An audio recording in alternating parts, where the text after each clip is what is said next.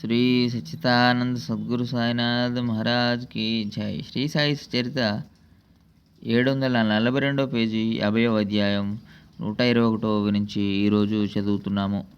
పంచేంద్రియాలు పంచప్రాణాలు ఇవే యజ్ఞ సామాగ్రి.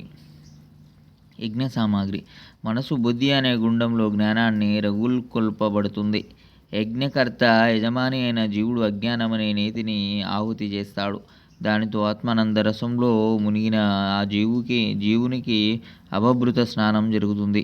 తాత్పర్యం అజ్ఞానమనే నీతిని వ్రేల్చకుండా జ్ఞానాగ్ని ప్రకటన కాదు. జ్ఞానాగ్ని జీవేశ్వర భేదాన్ని కాల్చి అభేద జ్ఞానాన్ని ప్రకటన చేస్తుంది. నిర్మలమైన అద్దం దుమ్ముతో కమ్ముకున్నట్లు, అగ్ని ప్రకాశం పొగతో కప్పబడినట్లు కామక్రోధాలతో ఆవరించబడిన అజ్ఞానం మరుగున పడి ఉంటుంది. చంద్రబింబాన్ని రాహు మింగినట్లు నీటిని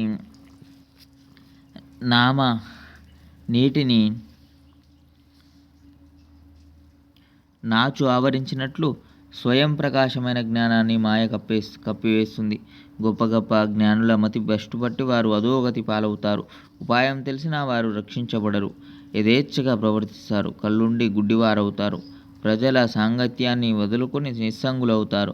వారు కూడా బలవంతంగా దుష్ట సాంగత్యం వలన మోసపోతారు. యథేచ్ఛగా ఆచరిస్తారు.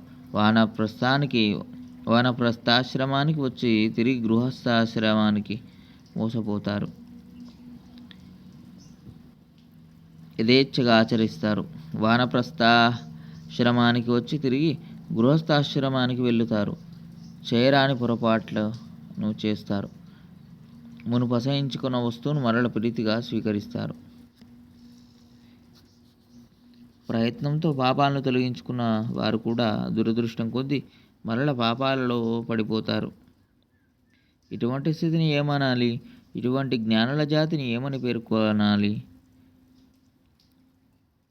130 నుంచి మరో వీడియోలో చదువుకుందాం. సచ్చిదానంద సద్గురు సాయినాథ్ మహారాజ్ కీ జై.